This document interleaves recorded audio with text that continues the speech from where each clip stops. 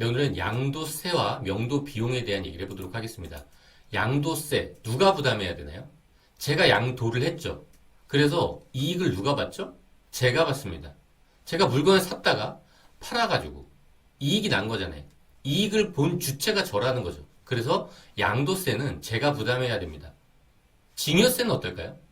제가 만약에 부동산을 증여를 받았습니다. 이익을 본 사람이 누구죠?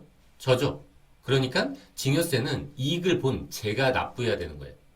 어쨌든 양도세는 양도를 한 그 사람이 납부를 해야 됩니다.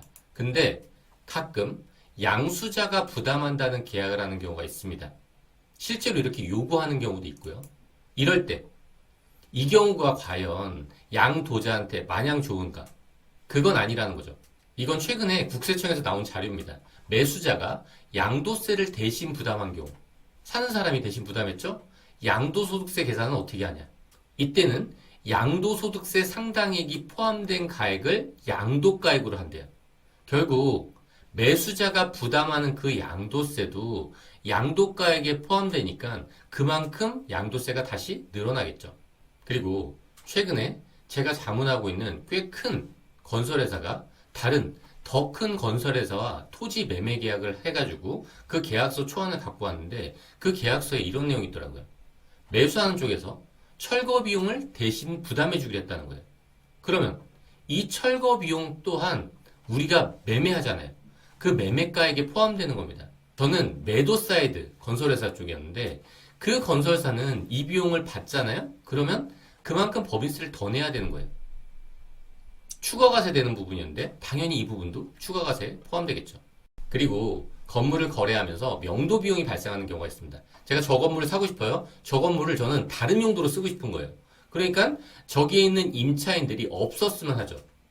그런 없었으면 하는 부담을 매도인 쪽에 주거든요. 일반적으로. 그럼 매도인이 그들을 내보내야 됩니다. 이때 명도 비용 자체가 부담이 크니까 매수인 쪽에서 이 명도 비용을 부담해 주는 경우가 있습니다. 이 또한 마찬가지로 양도가액에 포함이 돼야 됩니다. 근데 이렇게 지출한 명도비 당연히 필요경비에 포함될까요? 그렇지 않다는 거죠. 이 부분을 간과하는 경우가 상당히 많습니다. 이 부분도 양도세 관련된 최근의 국세청 자료입니다. 주택 양도시 임차인에게 지급한 퇴거 합의금을 이걸 명도비라고 합니다. 필요경비로 공제 가능한지 임차인한테 기존 임차인이죠? 퇴거 합의금을 지급한 겁니다. 1,000만 원이면 그렇게 많이 지급한 게 아니에요.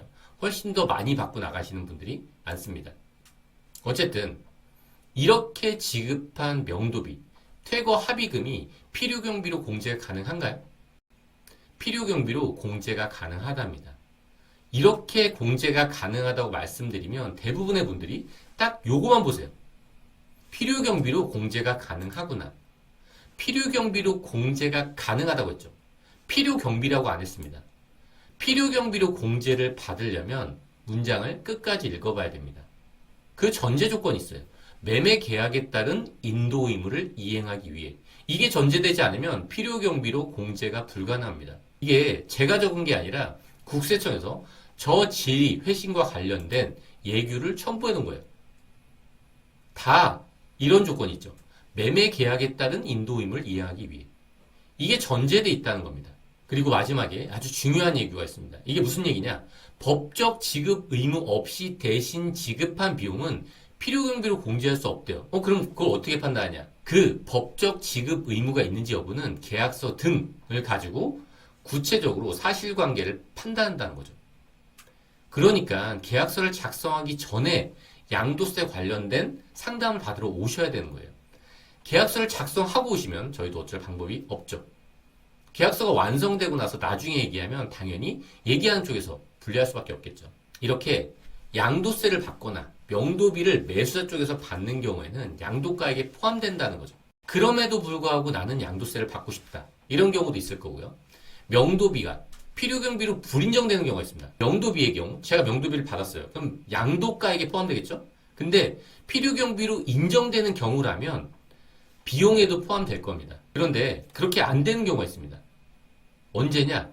양도가액에는 포함되는데 필요경비로 인정을 못 받는 거예요.